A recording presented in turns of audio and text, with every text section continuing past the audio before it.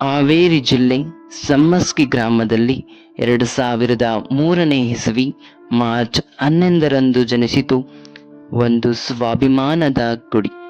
ಅದುವೇ 2021ನೇ ಬ್ಯಾಚಿನ ಹಸನ್ಮುಖಿ ಅಜಾತಶತ್ರು ಶ್ರೀ ವಿನಾಯಕ ಮಡಿವಾಳರ್.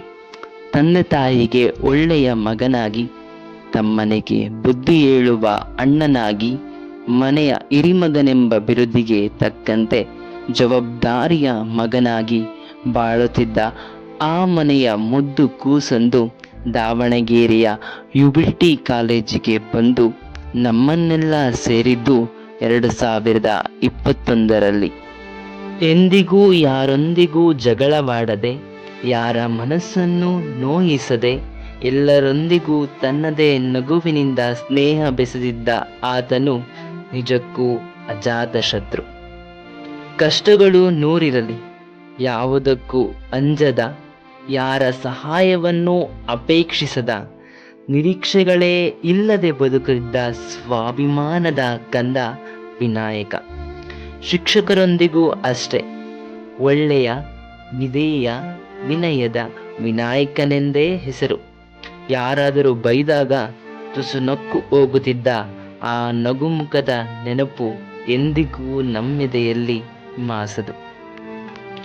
ಊರಿಂದ ಊರಿಗೆ, ಗೊತ್ತಿಲ್ಲದ ಮತ್ತೊಂದು ಊರಿಗೆ ಬಂದು ಓದುತ್ತಿರುವಾಗ ಅವನಿಗೆ ಸಿಕ್ಕ ಸ್ನೇಹದ ರತ್ನ ದೀಕ್ಷಿತ್ ರಾಜು.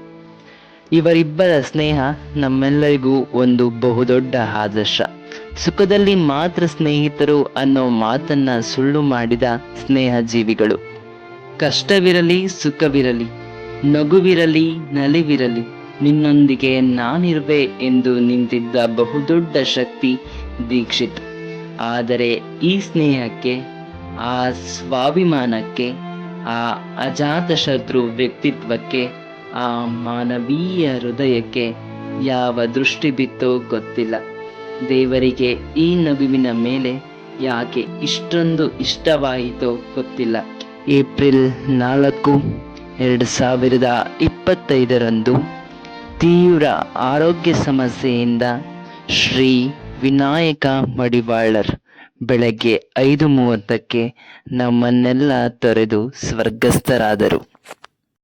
ಆತ ದೈಹಿಕವಾಗಿ ಇಂದು ಈ ಸಮಾರಂಭದಲ್ಲಿ ಇಲ್ಲದೆ ಇರಬಹುದು.